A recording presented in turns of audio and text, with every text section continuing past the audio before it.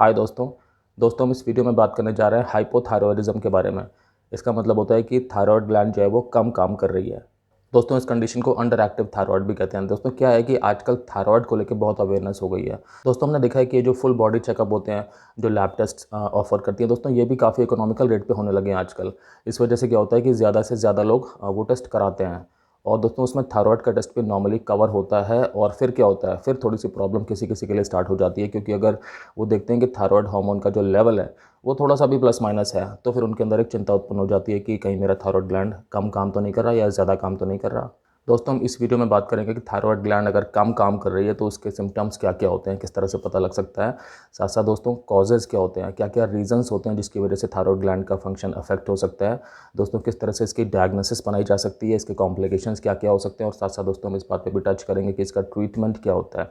वैसे मैं आपको बता दूं कि थायराइड ग्लैंड हमारे गले में होती है, जो हमारा एडम्स एप्पल है, लैरिंक्स इसके पीछे की तरफ होती है, और ये दो हार्मोन्स बनाती है, T4 और T3। दोस्तों इन हार्मोन्स के बॉडी में बहुत इंपॉर्टेंट काम होते हैं। बॉडी किस तरह से फैट्स को और कार्बोहाइड्रेट्स को मेटाबोलाइज करती है, किस तरह से एनर्जी प्रोडक्शन करती है, उसमें बहुत इंपॉर्टेंट रोल है दोस्तों थायराइड हार्मोन का। साथ साथ ये प्रोटीन के फॉर्मेशन में फंक्शन करती है दोस्तों, ब्रेन की हेल्थ में फंक्शन करती है, आपकी हार्ट रेट किस तरह से चलती रहे, आपकी हार्ट की हेल्थ इंप्रूव्ड रहे, थायराइड हार्मोन्स का इसमें भी बहुत इंपॉर्टेंट रोल है। साथ साथ दोस्तों आपकी बोन की हेल्थ के लिए भी थायराइड हार्मोन का रोल है। आपकी ओवरऑल दोस्तों जो ग्रोथ और डेवलपमेंट होती है उसमें थायराइड हार्मोन बहुत इंपॉर्टेंट रोल प्ले करते हैं।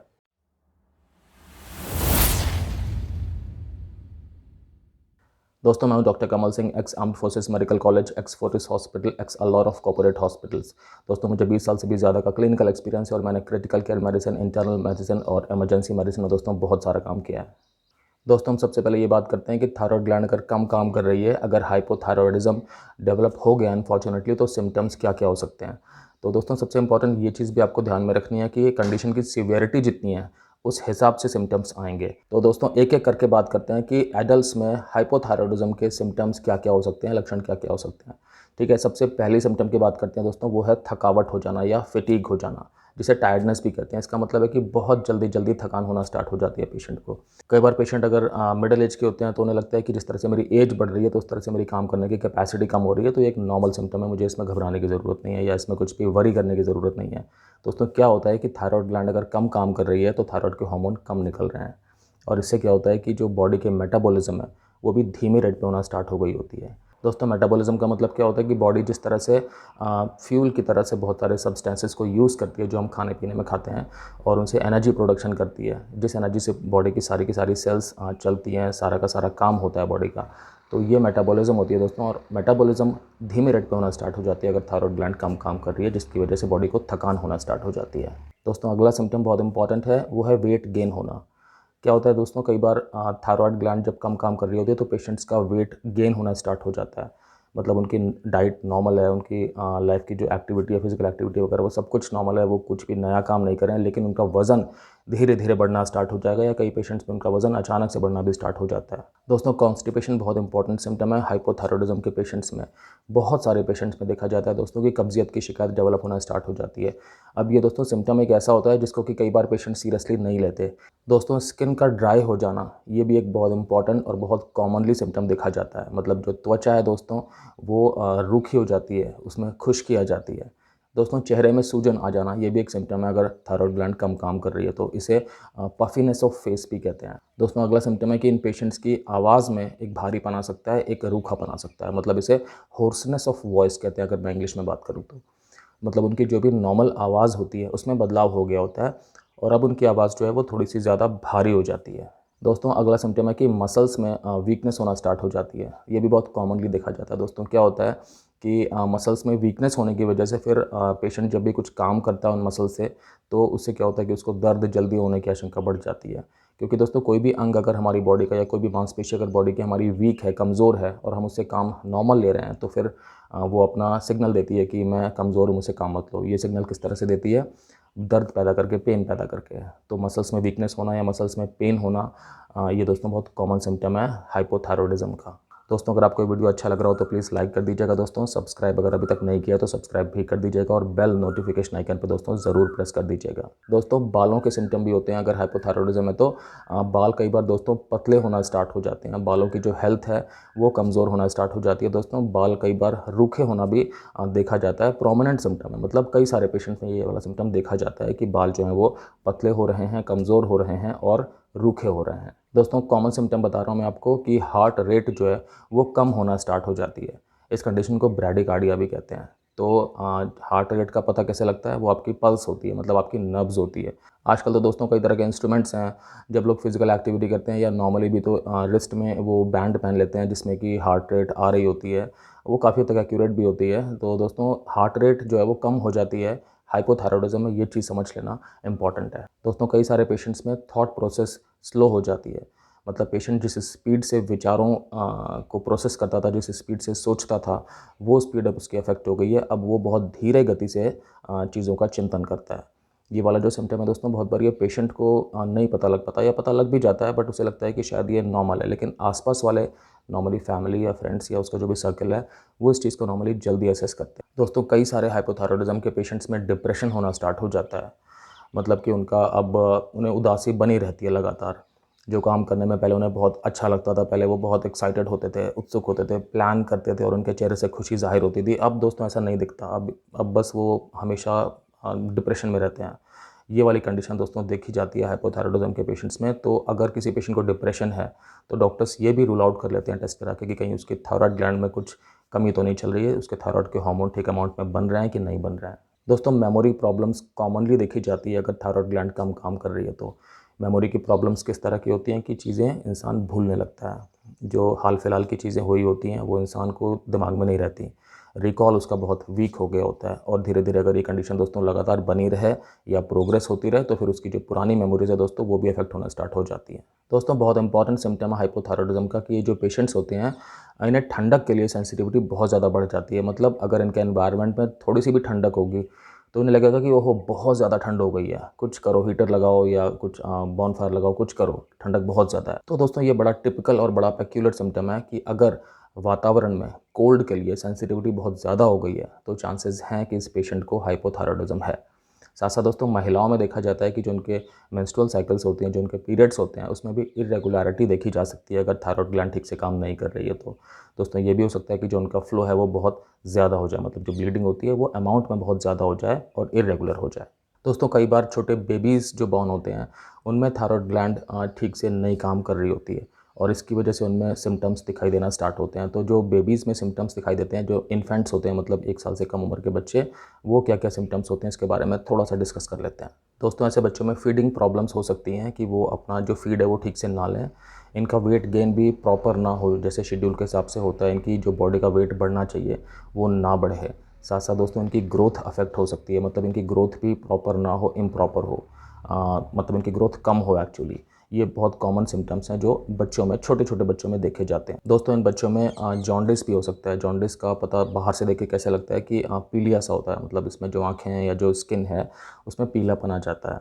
तो अगर हाइपोथायरॉयडिज्म है छोटे बच्चों में तो चांसेस होते हैं जॉन्डिस डेवलप होने के। साथ साथ दोस्तों इन बच्चों को कॉन्स्टिपेशन तो हो ही सकता है और इनकी स्किन भी दोस्तों ड्राई हो सकती है और जो इनकी मसल टोन है, मसल टोन का मतलब हो गया जो मांसपेशी होती है उसमें जो एक कसाव होता है वो दोस्तों कम हो सकता है। तो इनकी मांसपेशियां बहुत ज़्यादा शिथिल या बहुत ज़्यादा लूज़ हो सकती हैं जिसकी वजह से कि ये ठीक से अपने आप को होल्ड ना कर पाएँ।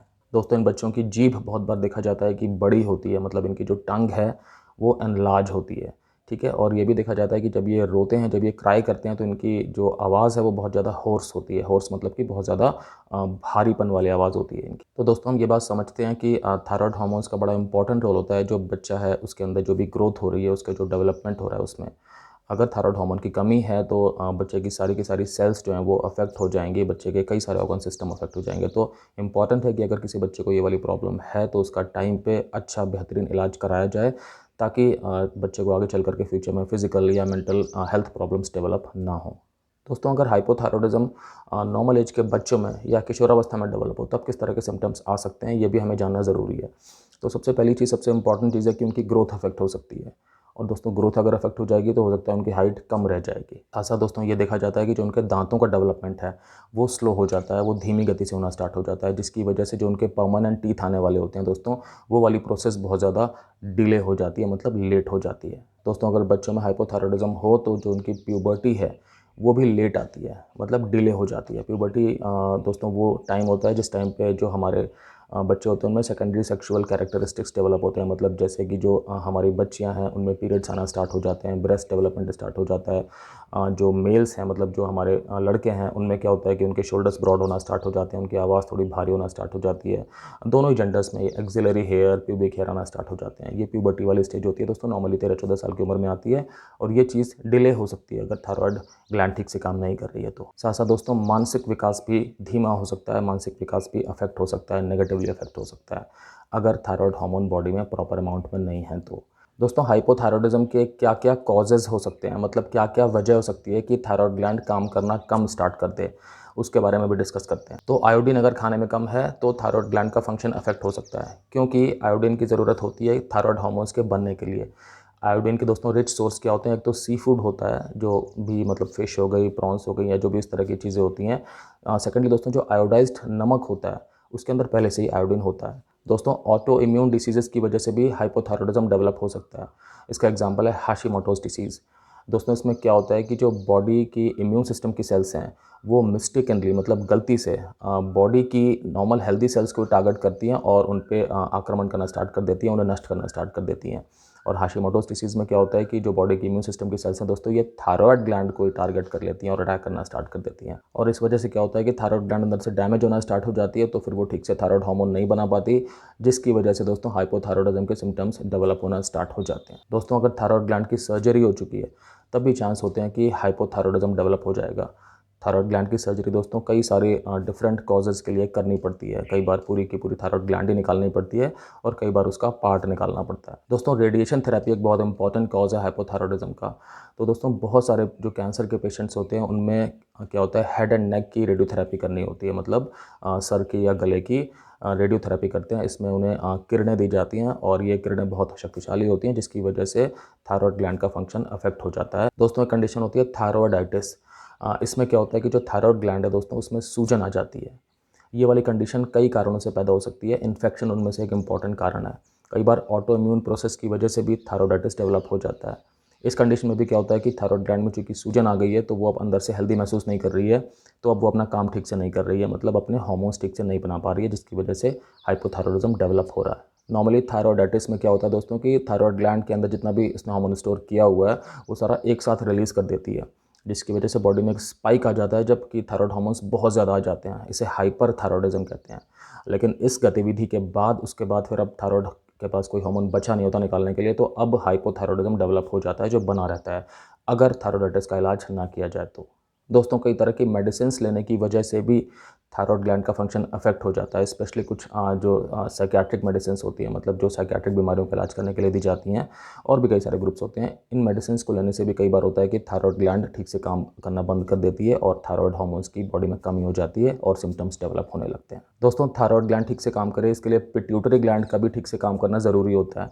पिट्यूटरी ग्लैंड को दोस्तों मास्टर ग्लैंड कहते हैं। ये हमारे ब्रेन में होती है और पिट्यूटरी ग्लैंड क्या करती है दोस्तों, एक हार्मोन निकालती है जिसका नाम होता है TSH, थायराइड स्टिमुलेटिंग हार्मोन। ये वाला हार्मोन दोस्तों क्या करता है कि ब्लड में आता है और बॉडी सेंस करती है कि TSH ब्लड में आ गया है, और अगर TSH नॉर्मल अमाउंट में ब्लड में आया है तब क्या होता है कि थायराइड ग्लैंड को सिग्नल मिलता है कि अब थायराइड हार्मोन बनाना और रिलीज़ करना स्टार्ट कर दो। तो अगर दोस्तों पिट्यूटरी ग्लैंड में कुछ प्रॉब्लम है, मतलब पिट्यूटरी ग्लैंड में कोई ट्यूमर है, या पिट्यूटरी ग्लैंड का इन्फेक्शन हुआ है, या पिट्यूटरी ग्लैंड में और किसी भी किस्म की प्रॉब्लम है, कोई हेड इंजरी हुई है जिसकी वजह से पिट्यूटरी ग्लैंड अफेक्ट हुई है, तो दोस्तों ऐसी कंडीशन में क्या होता है कि वो TSH ठीक से नहीं निकल पाएगा, नहीं बन पाएगा, जिसकी वजह से थायराइड ग्लैंड को भी सिग्नल नहीं मिलेगा और थायराइड हार्मोन कम बनना स्टार्ट हो जाएंगे, धीरे धीरे बंद हो जाएंगे। दोस्तों कई सारी महिलाओं में प्रेगनेंसी के दौरान हाइपोथायराइडिज्म डेवलप हो सकता है, और अगर ऐसा है दोस्तों तो चांसेस बढ़ जाते हैं कि अबॉर्शन ना हो जाए, या प्री मैच्योर डिलीवरी ना हो जाए, या प्री एक्लैम्प्सिया डेवलप ना हो जाए।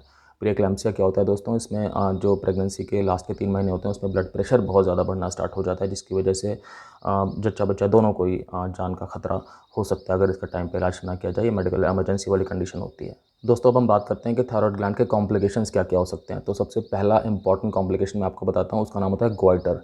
उसमें क्या होता है कि थायराइड ग्लैंड जो है वो साइज़ में बहुत ज़्यादा बढ़ जाती है।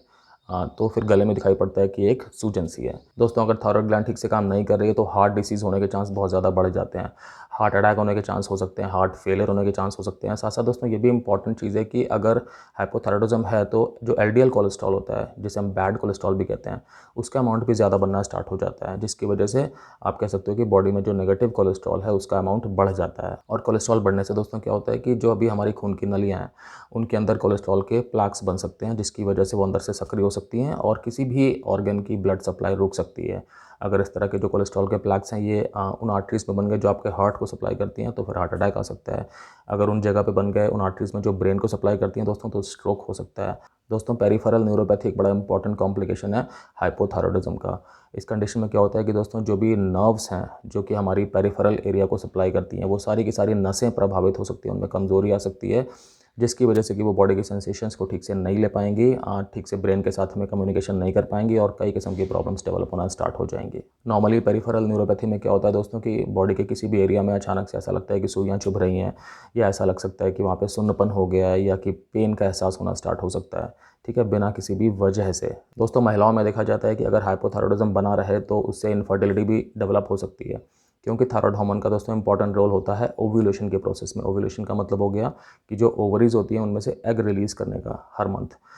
अगर ये एग रिलीज़ नहीं हो पा रहा है तो फिर स्पर्म के साथ में फर्टिलाइज़ करने के लिए एग है ही नहीं फीमेल की बॉडी में अवेलेबल, जिसकी वजह से इनफर्टिलिटी वाली कंडीशन पैदा हो सकती है। दोस्तों अगर किसी फीमेल में थायराइड ग्लैंड ठीक से काम नहीं कर रही है तो चांस होते हैं कि अगर इनको बेबी होगा तो उस बेबी में भी कुछ बर्थ डिफेक्ट हो सकते हैं। दोस्तों एक और कॉम्प्लिकेशन होता है जिसका नाम होता है मिक्सिडिमा कोमा। दोस्तों ये वो वाली कंडीशन होती है जिसमें हाइपोथायराइडिज्म बहुत लंबे टाइम के लिए लेकिन उसका कोई ट्रीटमेंट नहीं हो रहा ठीक से, और ये कंडीशन दोस्तों जब ट्रिगर हो जाती है तो फिर उसके बाद क्या होता है कि बॉडी बिल्कुल कोमा वाली कंडीशन में पहुंच जाती है। ये कंडीशन नॉर्मली ट्रिगर होती है किसी भी दवा से ट्रिगर हो सकती है, कई तरह की मेडिसिन होती हैं स्पेशली जो सेडेटिव्स होती हैं, साथ साथ उसमें किसी तरह की स्ट्रेस से ये कंडीशन पैदा हो सकती है, या कि किसी किस्म के इन्फेक्शन से भी मिक्सिडिमा कोमा नाम का कॉम्प्लिकेशन जो है वो पैदा हो सकता है। तो बस इस कंडीशन में क्या होता है कि बहुत ज़्यादा कोल्ड इंटॉलरेंस हो जाती है, बहुत ज़्यादा ड्राउजीनेस होना स्टार्ट हो जाती है और पेशेंट धीरे धीरे कोमा में जाने लगता है। अगर उसको थायराइड हार्मोन का तुरंत ट्रीटमेंट ना दिया जाए तो फिर ये कंडीशन दोस्तों लाइफ थ्रेटनिंग हो सकती है। दोस्तों ट्रीटमेंट इसका ज़्यादा कॉम्प्लिकेटेड नहीं होता। थायराइड हार्मोन्स ये दिए जाते हैं, टैबलेट के फॉर्म में होते हैं, मुँह से लिए जाते हैं और एम्प्टी स्टमक लिए जाते हैं, मतलब खाली पेट लिए जाते हैं, क्योंकि अगर वो खाली पेट ना लिए जाएँ तो फिर उसका फूड इंटरेक्शन हो जाता है, जिसकी वजह से उसकी इफेक्टिविटी कम हो जाती है। ठीक है, ये इंपॉर्टेंट है हमें देखना है। इसमें नॉर्मली क्या होता है सिम्टम्स तो कवर होना स्टार्ट हो जाते हैं डिपेंडिंग कि आपके अंदर के सिम्टम्स की सीवियरिटी थी कितनी पहले, फिर भी 1-2 हफ्ते का टाइम लगता है, सिम्टम्स कंट्रोल में आना स्टार्ट हो जाते हैं नॉर्मली 6 से 8 हफ्ते के बाद, या कई बार पहले भी डॉक्टर्स एक बार आपके थायराइड हार्मोन्स का टेस्ट फिर से करके देख लेते हैं कि क्या रिस्पॉन्स आ रहा है जो आपको दवा की डोज़ दे रहे हैं उसके हिसाब से। तो कई बार इसमें टेस्ट कई बार भी कराने पड़ते हैं ये देखने के लिए कि आपकी दवा की जो डोज़ है उसे ऑल्टर करने की ज़रूरत है क्या। दोस्तों कई तरह के आयरन सप्लीमेंट्स या कई तरह के जो कैल्शियम सप्लीमेंट्स हैं जो मल्टीविटामिन्स के अंदर होते हैं, या लोग अलग से भी आयरन लेते हैं या कैल्शियम की टैबलेट्स लेते हैं। दोस्तों ये जो चीज़ें हैं ये जो थायराइड हार्मोन्स हैं इनके एब्जॉर्प्शन में थोड़ा सा इशू पैदा करती हैं, इस चीज़ को स्लो करती हैं। तो अगर आप इनमें से कोई चीज़ ले रहे हैं आपको अपने डॉक्टर्स को हमेशा बता देना होता है। दोस्तों कई तरह के एंटासिड्स होते हैं जो एसिडिटी में पीने वाले सिरप होते हैं, वो भी थायराइड की जो टैबलेट है दोस्तों उसका जो फंक्शन है वो थोड़ा सा कम कर सकते हैं, रिड्यूस कर सकते हैं। तो इम्पॉर्टेंट है कि अगर आपको हाइपोथायराइडिज्म है अपने डॉक्टर्स को आप वो सारी की सारी मेडिसिन बता दीजिए जो आप लेते हैं, किस शेड्यूल से लेते हैं, कितनी डोज पे लेते हैं। दोस्तों आप समझ ही गए होंगे कि थायराइड ग्लैंड का हमारी बॉडी में काम करना ठीक से कितना ज़रूरी है। ठीक है, जब तक दोस्तों आयोडाइज्ड सॉल्ट नहीं आया था तब तक तो लोगों में बहुत ज़्यादा प्रॉब्लम देखी जाती थी हाइपोथायराइडिज्म की, लेकिन जब से ये जो नमक है इसमें आयोडीन मिल करके पैकेजिंग में स्टार्ट हो गया तो उसके बाद से फिर भी जो हाइपोथायराइडिज्म की कंडीशन है दोस्तों ये कम हो गई समाज में, सोसाइटी में।